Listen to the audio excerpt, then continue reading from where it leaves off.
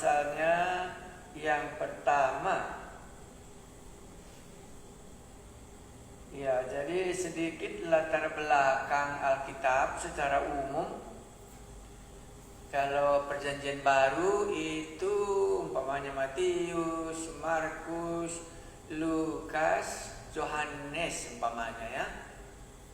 Jadi bisa kita langsung mengerti siapa yang mendengar. Ya, jadi golongan ya. Jadi golongan orang-orang yang mendengar firman Tuhan itu siapa? Itu kita coba renungkan. Karena kalau sudah nanti kita dapat siapa yang mendengarkannya, semakin gampang kita membaca Alkitab ini. Umpamanya kalau kita bacalah Matius, siapa yang mendengar, siapa yang khotbah, dan apa isinya? Ya, itulah yang bisa kita pelajari. Nah, jadi kalau kita masuk ke, katakan tadi ke surat Ibrani, surat Yeremia, siapa yang mendengar khotbah ini? Nah, ini yang pertama ya. Siapa yang mendengar khotbah ini? Jadi garis-garis besarnya, umpamanya tadi kita sudah singgung sedikit. Kalau kita dengar Injil Matius umpamanya ya, pasti dalam bayangan kita yang cerita di situ adalah Tuhan Yesus ya. Ya. Jadi kalau Tuhan Yesus yang cerita, apa yang diceritakannya ya? Ya, itu yang pertama. Apa yang diceritakannya ya? Baru berikutnya, pasti kita sadar waktu itu gereja belum ada. Makanya dia khotbah umpamanya minjam perahunya Simon Petrus ya. Dia khotbah umpamanya di padang gurun gitu ya. Dia khotbah ke rumah-rumah ibadat orang Yahudi gitu. Tapi belum ada gereja. Itu kesan kita yang pertama. Murid-murid juga pun belum ada. Karena dia baru datang dari sorga. Jadi belum ada gereja. Jadi yang ada dijumpainya adalah orang-orang yang hidup di dalam perjanjian lama, yang sering kita katakan itulah orang Yahudi. Jadi orang Yahudi ini sudah ada rumah ibadatnya, itulah bait Allah. Ya, itulah kalau kesan kita waktu kita membaca perjanjian baru. Matius, Markus, Lukas, dan Yohanes. Ya, dan sesudah itu ada murid-murid Tuhan Yesus ya. Iya, jadi nanti ada murid-murid Tuhan Yesus sesudah Tuhan Yesus melayani ya, disembuhkannya orang, diajarinya firman Tuhan. Akhirnya ada orang yang menjadi percaya kepadanya. Gitu ya ceritanya, supaya jangan nanti kita bingung kali, karena ini kan sekolah. Jadi sekolah itu harus diberikan dasar-dasarnya. Nah, makanya kalau kamu lihat umpamanya khotbah-khotbah pertama Tuhan Yesus kan belum ada yang percaya. Belum ada yang masuk gereja. Belum ada yang dibaptiskan. Ya, karena baru pertama kali mereka dengar mengenai Yesus yang datang dari surga, itulah pendengarnya. Jadi sekolah yang dibuat oleh Tuhan Yesus pasti tujuannya mula-mula adalah supaya orang tahu bahwa dia orang yang berasal dari surga, dilakukannya mujizat, ya berkuasa dia ya, kan begitu kesan orangnya. Siapakah dia? Ya mari kita ikut ayo. Karena kita lihat pelayanannya gitu ya. Jadi dari hasil pelayanannya inilah muncul orang percaya. Ya, inilah di dalam perjanjian baru ya. Baru nanti sesudah itu bagaimana? Ya, sesudah itu nanti barulah berdiri rasul-rasul ya. Sesudah berdiri rasul-rasul, Yesus sudah mati di kayu salib, dan dia naik ke sorga. Rasul-rasul lah memberitakan Injil sehingga berdiri gereja. Inilah latar belakang perjanjian baru. Kalau latar belakangnya perjanjian lama, kalau kita masuk ke kitab Nabi Yeremia, siapa nanti yang mendengarkan khotbah Nabi Yeremia ini? Iya ya, bagaimana munculnya Nabi? Ya, makanya kita akan berjumpa. Oh, itu pasti kalau Nabi itu pasti yang dikhotbahinya adalah orang-orang Israel. Jadi orang-orang lain bagaimana? Ya, orang-orang lain tidak. Yang mendengarkan khotbahnya Yeremia, kalau begitu orang-orang Israel.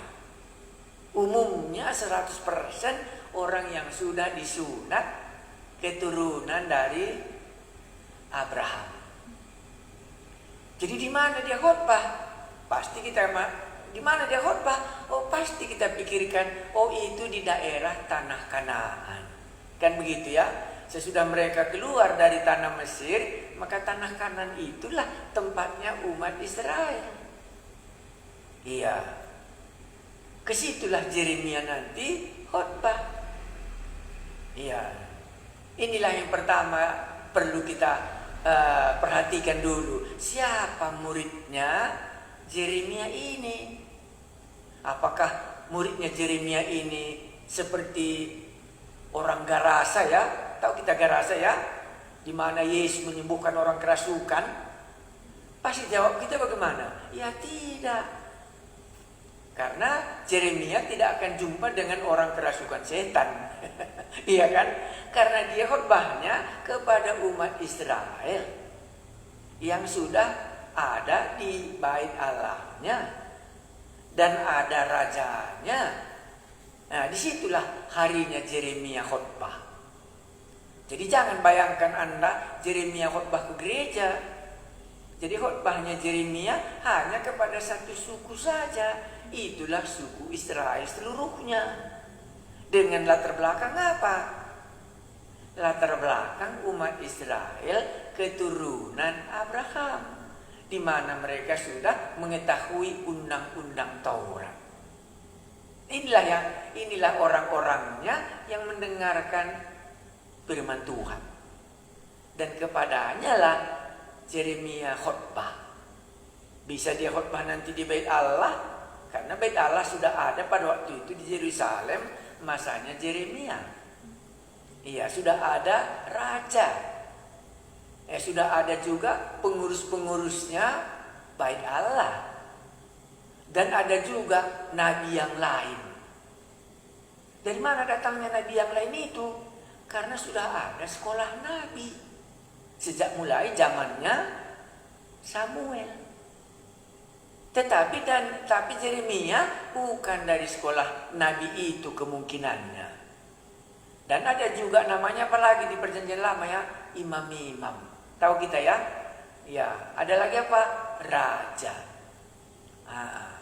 Jadi itulah yang mendengarkan khotbah Nabi Yeremia ini. Inilah latar belakangnya. Baru yang paling banyak nanti kita pikirkan, apa dosanya dalam masa kitab Nabi Yeremia ini? Iya, apa beritanya? Apa yang perlu disampaikan? Kalau sekarang ini apa kamu dengar sering disampaikan? Coba yuk. Oh, Yesus sudah mati untuk dosa kita gitu ya. Janganlah lagi dosamu tidak diampuni. Kan begitu cerita kita ya. Tapi kitab Nabi Yeremia nanti mungkin bukan itu kita dengar ceritanya. Karena namanya ini kan sekolah ya. Jadi kenapa muncul Nabi? Nah, ini juga kan harus kita tanya dalam pikiran kita. Kalau di gereja apa saja yang ada? Ada pendeta ya. Apalagi yang ada? Kalau di bahasa Inggris kan itu ada reference namanya ya. Ya, ada lagi disebut apa? Ya, gembala sidang katanya ya. Selain itu apa lagi? Ya, ada juga penatua jemaat katanya ya. Ada juga bishop kan gitu di gereja ya. Ada lagi diaken. Iya. Tetapi di dalam perjanjian lama itu tidak ada. Yang ada di perjanjian lama itu hanya raja, ada nabi, ada imam, dan ada ahli-ahli Taurat. Karena mereka kan belajar Taurat ya. Ya itu cuma yang mendengarkan khotbah dengan diganti dan orang-orang yang keturunan Abraham tadi, umat pilihan Allah. Jadi tidak ada pelbegu di dalamnya. Tidak ada yang bukan orang yang sudah masuk ke dalam umat Israel. Karena mereka nggak bisa ikut kalau mereka tidak mengikuti ketetapan umat Israel. Kalau gereja kan siapa saja bisa masuk. Yang percaya bisa masuk, yang tidak percaya bisa masuk, anggota bisa masuk, anak-anak bisa masuk, siapa saja bisa. Kan begitu kalau di gereja ya. Tapi kalau perjanjian lama ini tidak. Jadi nanti kita waktu memperhatikan khotbah-khotbahnya Yeremia ini ditujukan semua kepada umat Israel.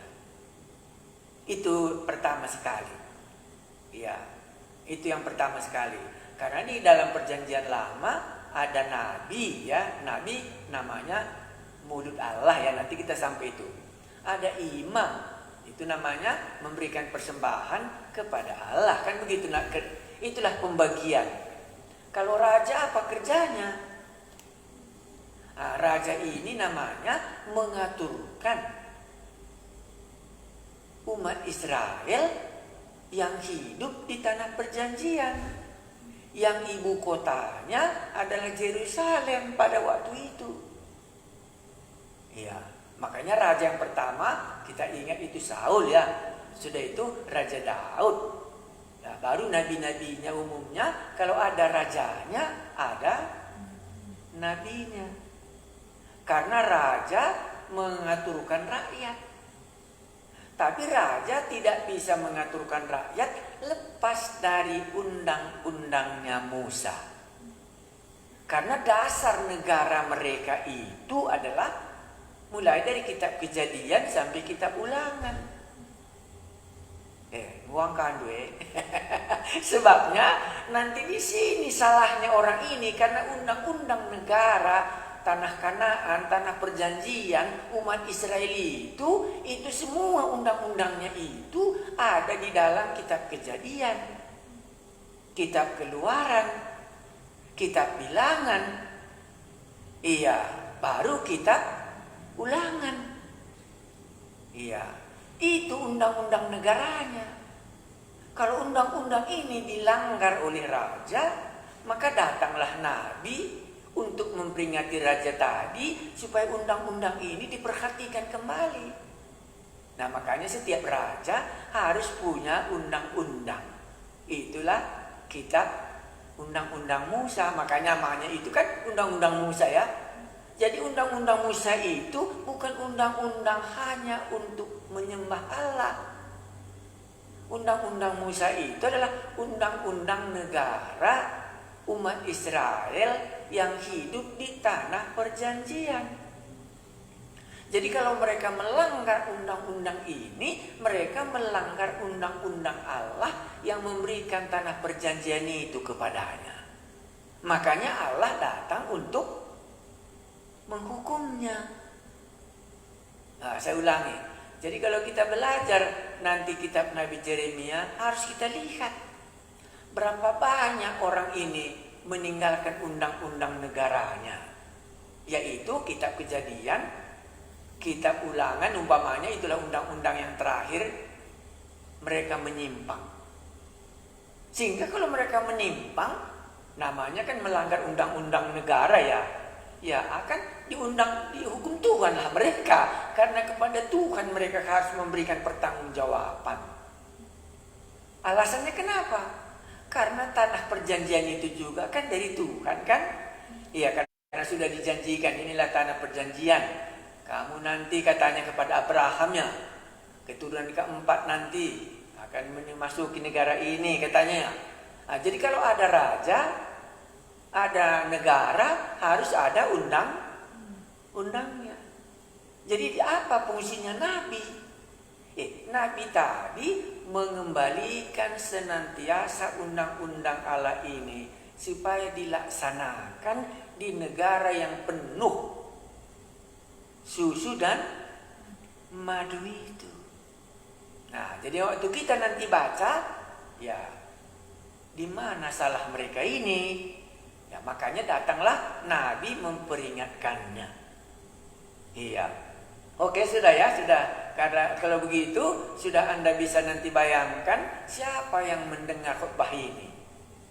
Dan apa kesalahan mulai dari nabi-nabi yang ada, imam-imamnya, rajanya, pemimpin-pemimpin negaranya, tambah lagi apa? Umatnya. Rakyatnya itu juga ada kesalahannya. Jadi ini kesalahan pribadi dan bisa menjadi kesalahan bersama satu negara. Jadi itulah sebabnya dia harus dibuang satu negara. Karena negara yang dibuang harus muncul apa? Negara yang lain untuk menjajahnya. Tidak sama dengan orang Kristen. Kalau orang Kristen berbuat dosa, kan Allah menghukumnya ya. Iya. Tapi orang ini bukan gitu. Dipakainya bangsa-bangsa lain yang tidak mengenal Allah menghukum bangsa ini, tapi Allah yang mengundang negara yang lain dengan raja-rajanya yang lain untuk menghukum umat Israel dan membersihkan tanah perjanjian yang sudah cemar dibuat umat Israel ini. Iya, saya harap nanti berulang-ulang kita, karena itulah bedanya perjanjian lama dengan perjanjian baru.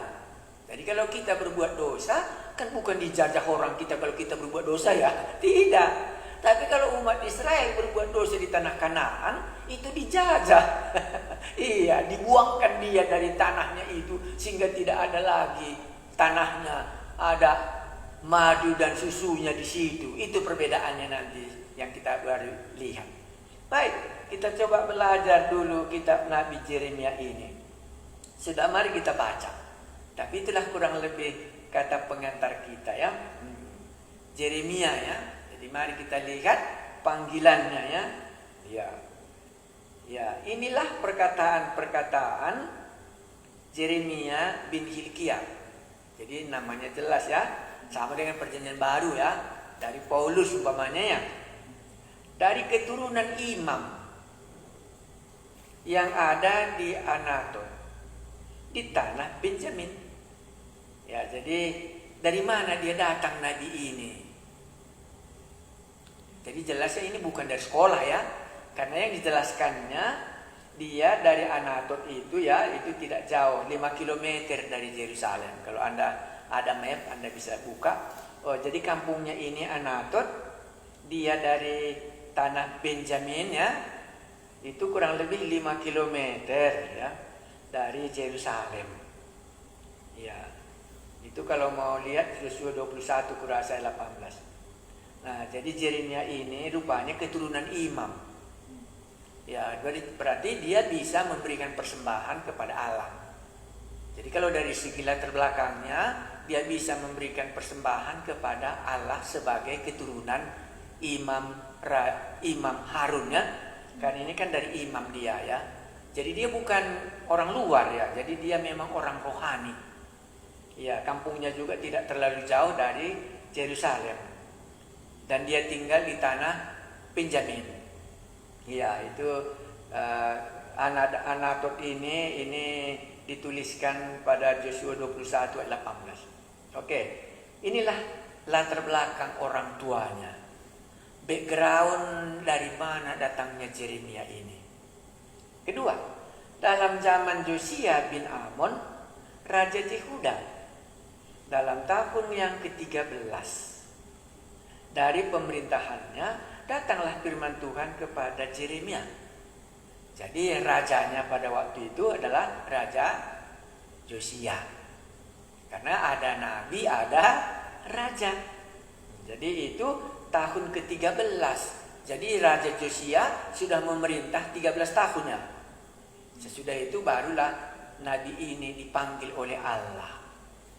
Jadi raja yang pertama dihadapi oleh Yeremia adalah adalah raja Josia, yang kepadanya dia harus memberikan nasihat, meluruskan.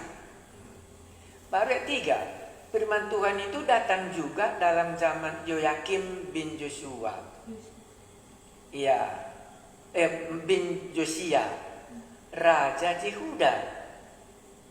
Ini raja yang kedua. Sampai akhir tahun yang ke-11 zaman Zedekia bin Josia, raja Yehuda. Hingga penduduk Yerusalem diangkut ke dalam pembuangan dalam bulan yang kelima. Jadi ada 3 rajanya. Jadi kalau kita baca langsung supaya jangan lama kali, kurang lebih Yeremia ini 40 tahun menjadi nabi. Jadi ketiga raja inilah yang akan dinasihatinya. Dalam zaman ketiga raja inilah Yeremia khotbah. Ya, jadi waktunya dia kan, kalau kita bicarakan tentang gereja kan, berapa tahun dia sudah menjadi gembala sidang di gereja itu kan, begitu ya. Nah, ini kurang lebih dia 40 tahun. Bahkan dikatakan sampai penduduk Yerusalem diangkut ke dalam pembuangan dalam bulan yang kelima. Jadi khotbah Yeremia sampai nanti umat Israel ini dibuang ke Babylon, dibuang ke pembuangan ke Babylon. Ya, jadi 3 rajanya ini, dan disitulah dia khotbah. Dan lamanya dia khotbah kurang lebih 40 tahun. Dan mungkin Yeremia ini akan ikut ke Mesir, karena tanah Kanaan tadi sudah dibinasakan. Ya, itu kesan kita. Ya, jadi nabi ini datang dari keturunan imam, kampungnya Anatot, dan itu di daerah Yerusalem, tidak jauh dari situ. Dan firman Tuhan datang kepada Yeremia. Itu yang pertama, kita tidak boleh lupa ya. Jadi Allah yang mengangkat Yeremia ini, karena tujuannya tadi dia untuk menasihati raja, di mana negara sudah diserahkan oleh Allah kepada raja yang memerintahnya, sehingga mereka harus mendengar firman Tuhan, karena negara itu bukan negaranya dia, itu negara Allah sendiri. Nah, mari kita, itulah latar belakangnya dulu ya, supaya bisa nanti kita lihat waktu Yeremia, waktu raja Yoyakim dengan raja Zedekia.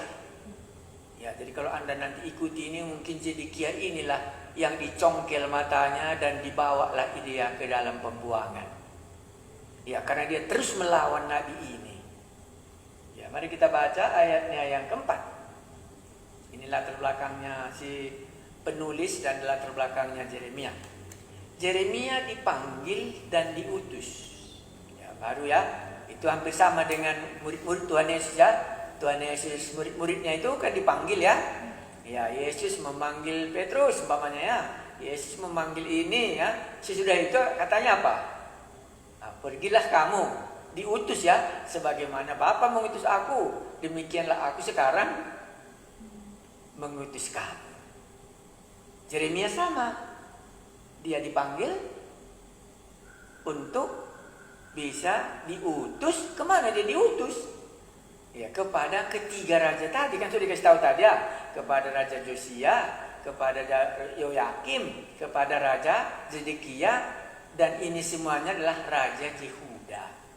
Tahu kita raja Yehuda ya, ibu kotanya Yerusalem. Ya, raja Israel itu ibu kotanya Samaria. Jadi mereka ini cuma 2 suku tinggal, 10 suku lari kepada Samaria. Ya, tinggal 2 suku tinggal. Ya. Mari kita lanjutkan panggilannya. Firman Tuhan datang kepadaku, bunyinya. Kesaksiannya langsung. Firman Tuhan datang kepadaku, bunyinya. Sebelum aku membentuk engkau dalam rahim ibumu, Aku telah mengenal engkau. Dan sebelum engkau keluar dari kandungan, aku telah menguduskan engkau. Aku telah menetapkan engkau menjadi nabi bagi bangsa-bangsa. Ya. Ayat 6. Maka aku menjawab, "Ah Tuhan Allah, sesungguhnya aku tidak pandai berbicara, sebab aku ini masih muda." Ada alasannya ya. Tetapi Tuhan berfirman kepadaku, "Janganlah katakan aku ini masih muda, tetapi kepada siapapun engkau kuutus, haruslah engkau pergi. Dan apapun yang kuperintahkan kepadamu, haruslah kau sampaikan. Janganlah takut kepada mereka, sebab aku menyertai engkau untuk melepaskan engkau." Demikianlah firman Tuhan. Lalu Tuhan mengulurkan tangannya dan menjamah mulutku. Tuhan berfirman kepadaku, "Sesungguhnya aku menaruh perkataan-perkataanku ke dalam mulutmu." Wah, ini kuat kali ya. Sesungguhnya aku menaruh perkataan-perkataanku ke dalam mulutmu. Ketahuilah, pada hari ini aku mengangkat engkau atas bangsa-bangsa dan atas kerajaan-kerajaan untuk mencabut dan merobohkan, untuk membinasakan dan meruntuhkan, untuk membangun dan menanam. Apa bedanya dengan Yesus mengutus murid-muridnya? Kalau Yesus mengutus murid-muridnya, apa dikatakannya? "Jadikanlah semua bangsa menjadi muridku." Tapi kalau tugas Yeremia di sini apa dibuat Tuhan? Supaya bisa kita cara membaca nanti bisa lebih tahu. Ketahuilah pada hari ini aku mengangkat engkau. Jadi ada tugas yang harus dia lakukan. Ketahuilah pada hari ini aku mengangkat engkau atas bangsa-bangsa dan atas kerajaan-kerajaan. Hebat ya. Bangsa-bangsa dan kerajaan-kerajaan. Untuk mencabut. Kedua, merobohkan. Ketiga, membinasakan. Keempat, meruntuhkan. Barulah membangun dan menanam. Langsung mungkin bisa Anda bayangkan, sudah ada rumah di situ. Dan harus diruntuhkan rumah itu, dicabut kalau sudah ditanam, kan begitu ini. Barulah bisa dilakukan berikutnya supaya terjadi pembangunan. Nah, inilah yang sudah terjadi di tengah-tengah umat Israel. Sudah dibangunnya sesuatu yang tidak berkenan di hadapan Allah karena tidak mengikuti undang-undang yang sudah digariskan tadi. Makanya di sini tugasnya, ya itu yang pertama kita bisa lihat tugasnya. Ketahuilah pada hari ini aku mengangkat engkau. Jadi Tuhan mengangkat Yeremia untuk tugas ini di dalam bangsa-bangsa dan di dalam kerajaan-kerajaan. Ya, yaitu untuk meruntuhkan, mencabut, merobohkan apa yang sudah dibangun, meruntuhkan, dan untuk membangun dan untuk menanam. Jadi kalau begitu khotbahnya Yeremia ini, satu, meruntuhkan semua yang sudah dibangun.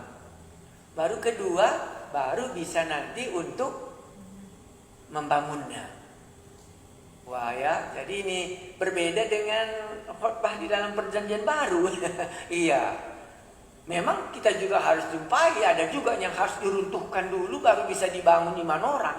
Kalau tidak, tidak bisa. Ya, tapi inilah dulu. Mari kita baca lagi yang lebih sederhana. Ya, tahun ini berulang-ulang. Ini firman Tuhan datang kepadaku bunyinya. sebelum aku membentuk engkau dalam rahim ibumu, aku telah mengenal engkau. Ayat 5 ya. Dan sebelum engkau keluar dari kandungan, aku telah menguduskan engkau. Aku telah menetapkan engkau menjadi nabi. Jadi ada ketetapan Allah bagi Yeremia ini sebelum dia terbentuk di dalam rahim ibunya. Hebat ya? Kalau begitu Allah yang bagaimanakah yang diceritakan dalam Yeremia pasal 1 ini? Sebelum dia dikandung oleh ibunya, ya berarti kemungkinannya sebagai imam tadi bapaknya ya. Iya. Sebelum kawin bapaknya sama ibunya, kalau dia sebelum dikandung berarti kan sebelum ada kandungan, sebelum ada Yeremia. Iya, bahkan mungkin orang tuanya belum berkeluarga. Ya, tapi umumnya imam ya harus juga kawin dengan keturunan dari imam supaya nanti anaknya juga menjadi imam. Itulah di dalam perjanjian lama. Nah, tapi ini yang menjadi bagian yang kita akan renungkan. Karena inilah nanti teologianya sampai selesai kitab Yeremia. Kemahatauan Allah, sovereignty of God, itu namanya dalam bahasa Inggrisnya ya. Ya, kemahakuasaan Allah. Sebelum pun Yeremia dikandung di dalam kandungan, Allah telah menetapkan engkau menjadi nabi. Oh ya? Ya, saya sambung lagi sedikit supaya nanti bisa kita lihat. Paulus pun mungkin sama. Mungkin Anda belum pernah pikirkan riwayat hidup Paulus ya. Kurasa Paulus juga sama. Dalam bahan itu kita baca Galatia 1:15. Mari kita coba lihat. Kurasa Paulus juga mengungkapkan itu di dalam dirinya. Di dalam suratnya kepada orang Galatia. Galatia pasal 1 ayat 15. Saya baca ya. Tetapi pada waktu Ia yang telah memilih aku sejak kandungan ibuku dan memanggil aku oleh kasih karunia-Nya, berkenan menyatakan anaknya di dalam aku, supaya aku memberitakan dia di antara bangsa-bangsa, bukan Yahudi. Maka sesaat pun aku tidak minta pertimbangan kepada manusia. Oke, saya ulangi sekali lagi supaya kita dapat mengerti nanti. Tetapi waktu Ia yang telah memilih aku sejak kandungan ibuku dan memanggil aku oleh kasih karunia-Nya, berkenan menyatakan anaknya di dalam aku, supaya aku memberitakan dia, Yesus maksudnya ya, di antara bangsa-bangsa bukan Yahudi. Maka sesaat pun aku tidak minta pertimbangan kepada manusia. Juga aku tidak pergi ke Yerusalem mendapatkan mereka yang telah menjadi rasul sebelum aku, dan sebagainya. Apa maksud ayat ini? Ayat maksud ini kurasa garis bawahi. Anda lihat. Maka sesaat pun aku tidak minta pertimbangan kepada manusia. Jadi nanti berita yang disampaikan oleh Paulus bukan karena diajari oleh rasul-rasul yang sebelumnya. Nabi Yeremia juga nanti sama. Beritanya Nabi Yeremia juga dia tidak minta daripada nabi-nabi yang sudah ada pada zaman itu. Tetapi dia akan menerima firman Tuhan yang Allah katakan kepadanya. Jadi arti ayat ini adalah original. Beritanya Yeremia. Itu maka diungkapkannya, sebelum aku membentuk engkau di dalam rahim ibumu, aku telah mengenal engkau. Dan sebelum engkau keluar dari kandungan, aku telah menguduskan engkau. Apa artinya di sini menguduskan? Menguduskan artinya di sini sama dengan Paulus tadi. bahwa Dia telah menetapkan aku untuk memberitakan namanya Dia. Dikhususkan di sini, dikuduskan di sini bukan menyangkut kekudusan hidup.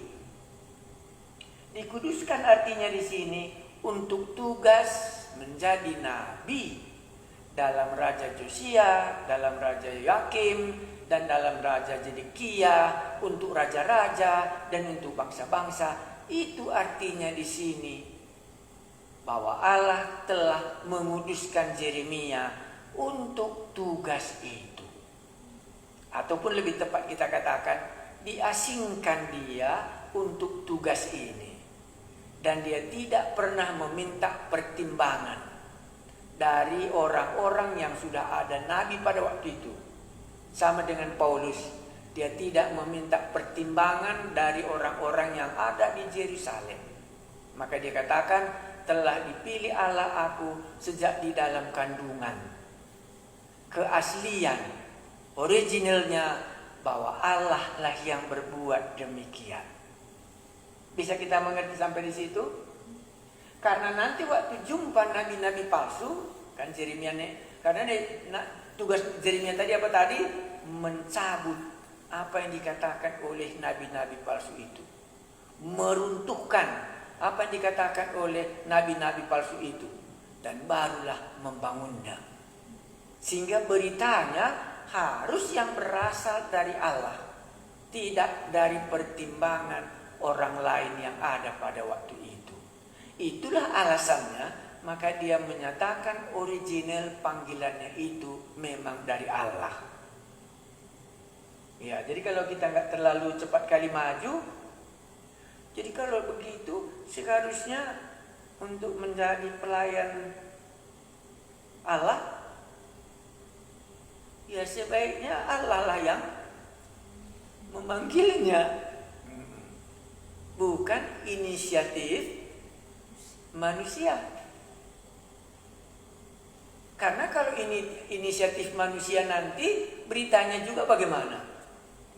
Apa yang dikatakan orang itu juga yang dikatakannya. Bukan original dari Allah sendiri. Nah, pasti kita akan maju selangkah. Ya, kalau begitu sulit juga ya. Kenapa sulit?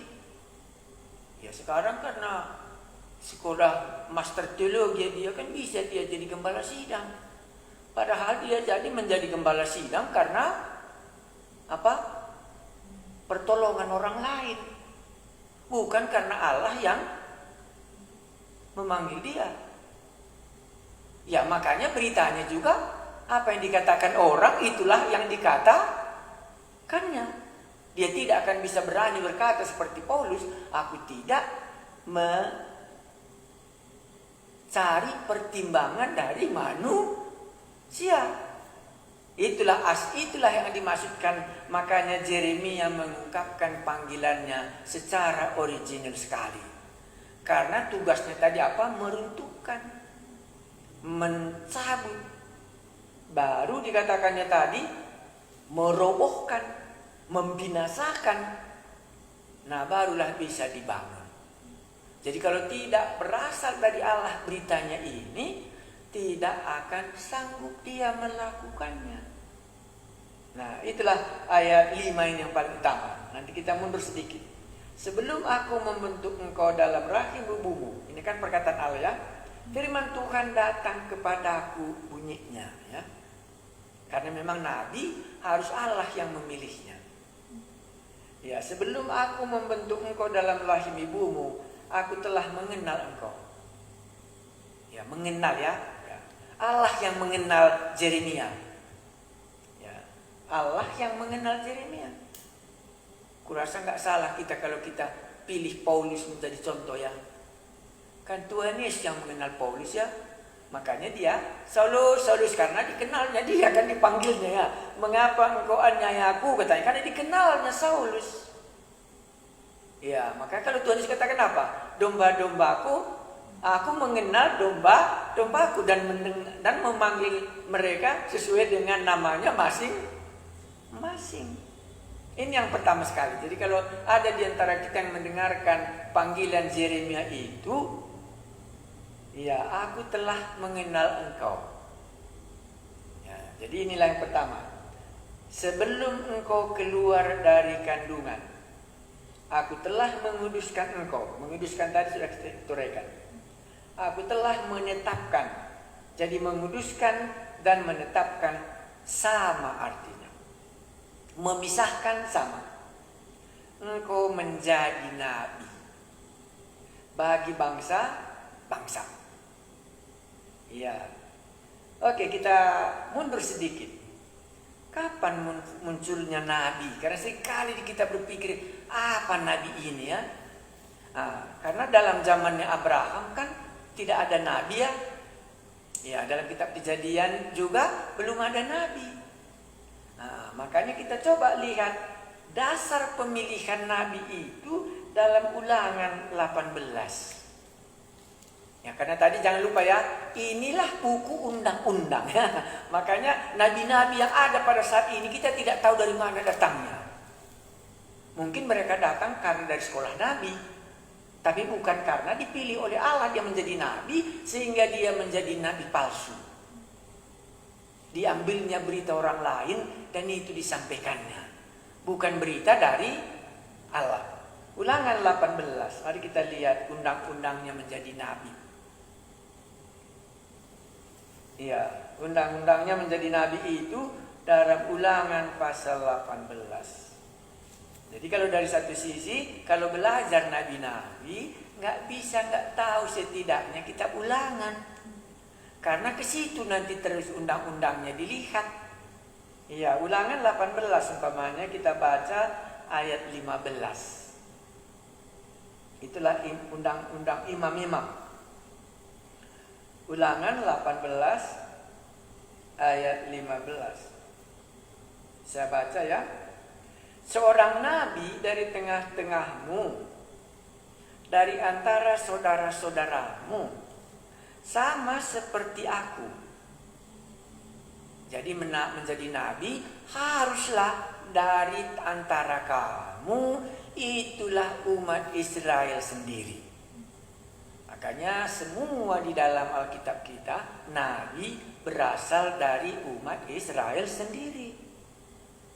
Iya, nggak bisa datang dari kerajaan Nebukadnezar menjadi nabi. Ya, sama seperti aku. Akan dibangkitkan bagimu oleh Tuhan Allah. Jadi nabi itu Allah yang membangkitkannya. Dialah yang harus kamu dengarkan.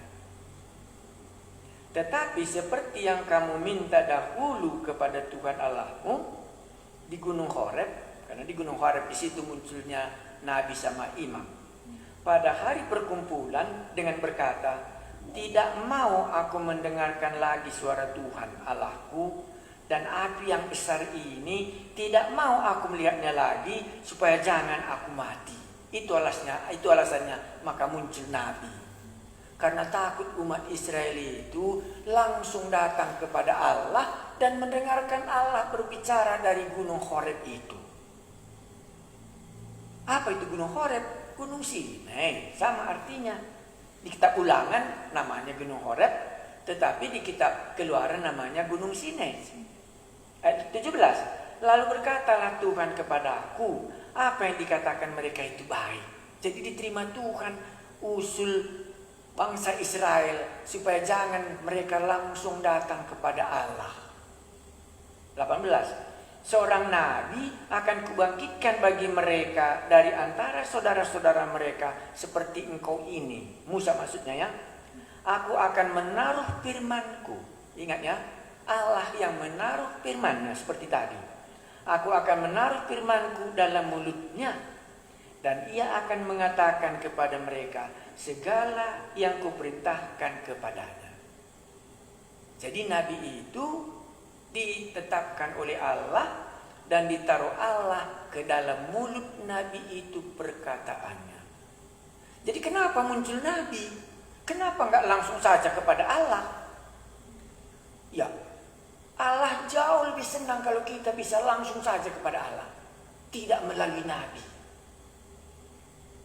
Tetapi alasan umat Israel tadi kenapa mereka meminta nabi?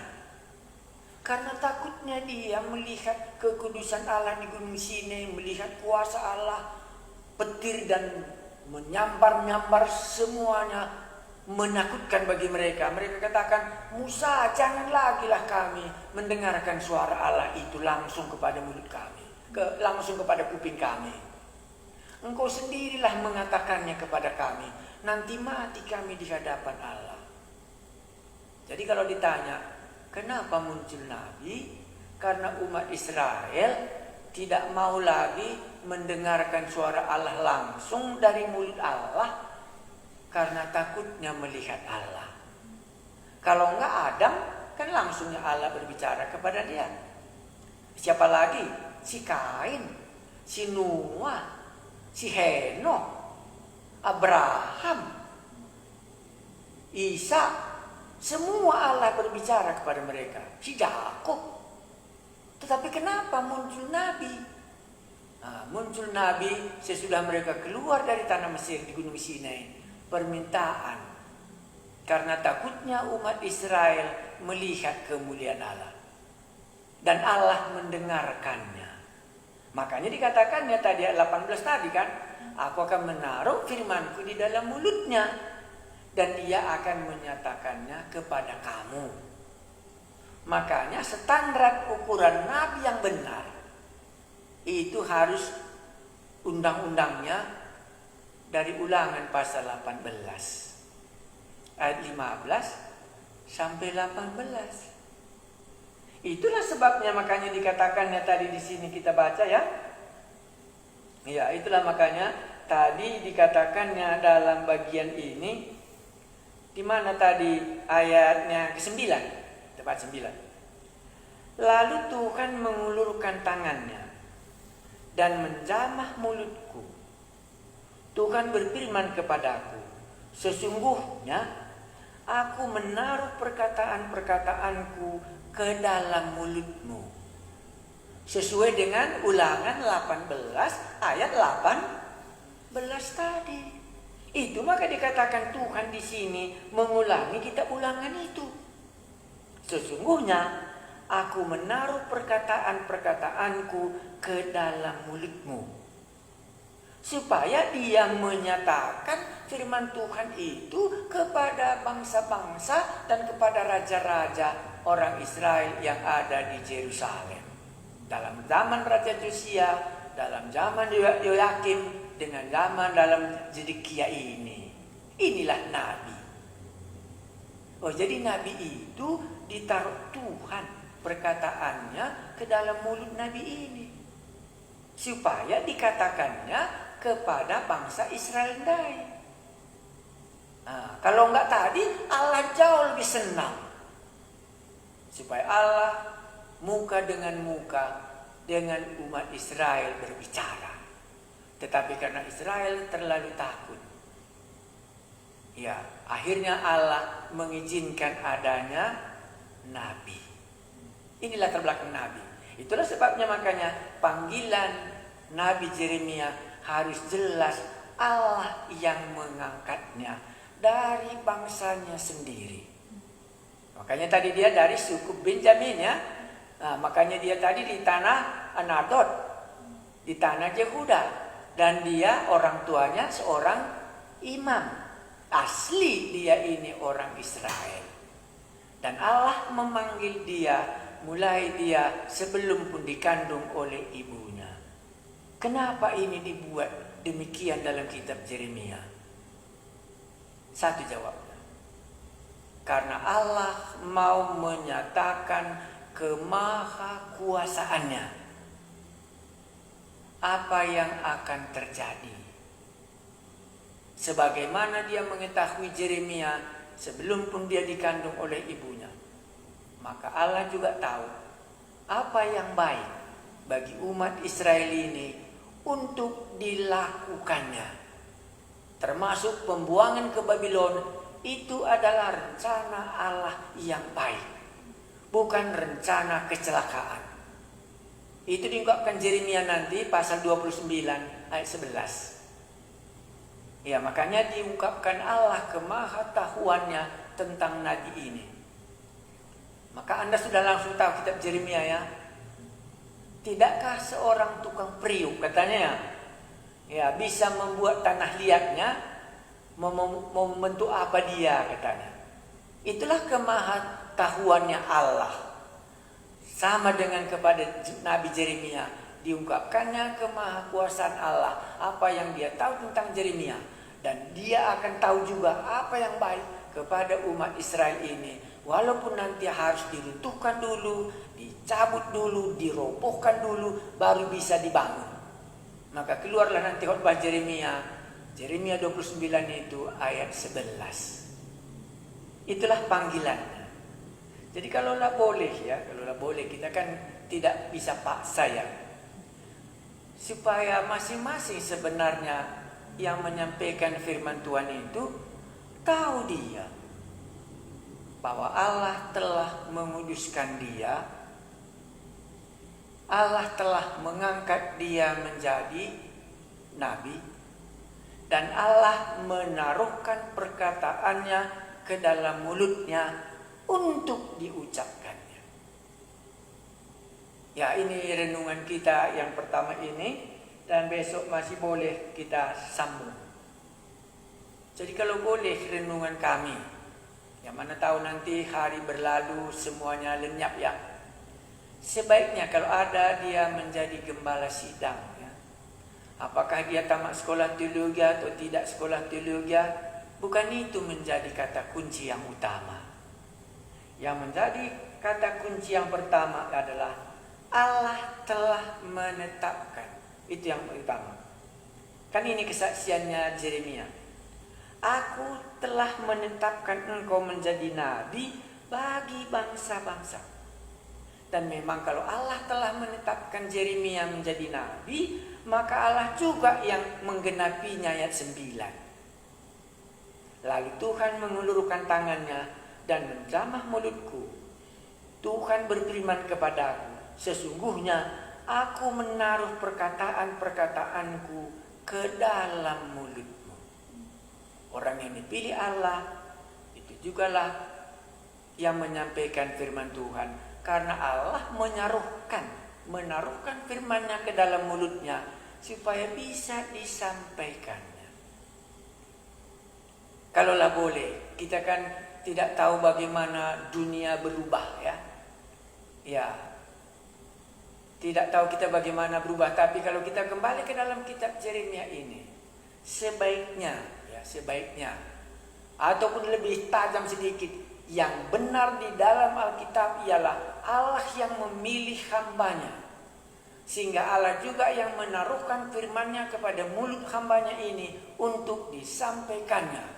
Allah yang telah menetapkan, Allah juga yang telah menguduskannya sebagai nabi, supaya bangsa itu bisa dicabut, dirobohkan, dan bisa dibangun kembali. Karena Allah menaruh firman-Nya ke dalam mulut nabi itu. Apakah terlalu sulit kalau nanti Anda sebagai majelis umpamanya, datanglah katakanlah sekolah teologi menjadi calon gembala sidang, apakah kita berani bertanya? Coba saksikan dulu seperti Nabi Yeremia.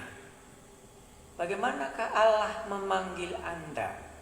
Kami bukan bertanya soal latar belakang sekolah teologianya, tetapi bagaimana latar belakang panggilannya. Apakah Allah telah menguduskannya, menetapkannya menjadi nabi di dalam zamannya Yosia, di dalam zamannya Yoakim, di dalam zamannya Zedekia. Barulah nanti belakangnya, kalau memang Allah yang menetapkannya, maka Allah juga yang memberikan firman-Nya ke dalam mulut hamba ini, sehingga ada yang disampaikan oleh hamba Tuhan ini ke tengah-tengah jemaatnya. Maka benarlah dia yang ditetapkan Allah menjadi nabi. Inilah yang bisa kita mengerti dari panggilan Yeremia ini. Mari kita berdoa. Bagaimanapun kalau kami membaca firman-Mu ini, sangat menggetarkan kami. Mungkin hari ini mungkin bisa kami tidak berjumpa lagi dengan orang seperti Nabi Yeremia. Kemungkinan kami jumpa dengan orang-orang latar belakang sekolah teologianya menjadi hamba-Mu.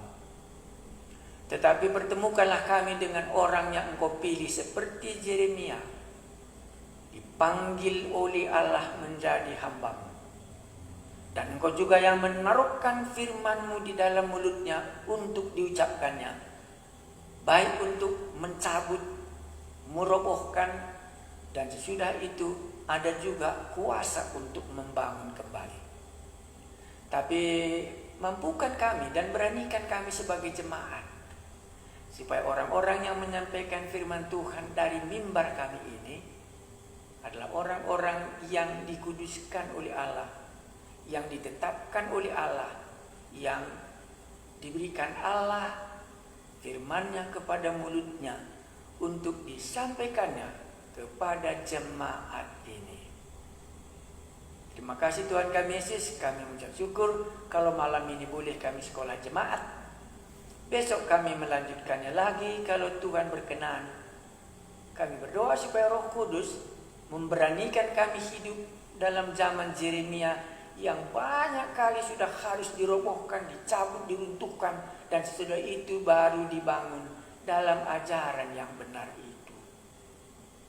Kami memuji nama-Mu supaya pada hari yang akan ini terjadi, majelis-majelis di tengah gereja ini berani bertanya, sehingga yang diutus Allah lah, firman Tuhan yang ditaruhkan di mulutnya lah, yang mengajar di tengah-tengah gereja kami ini.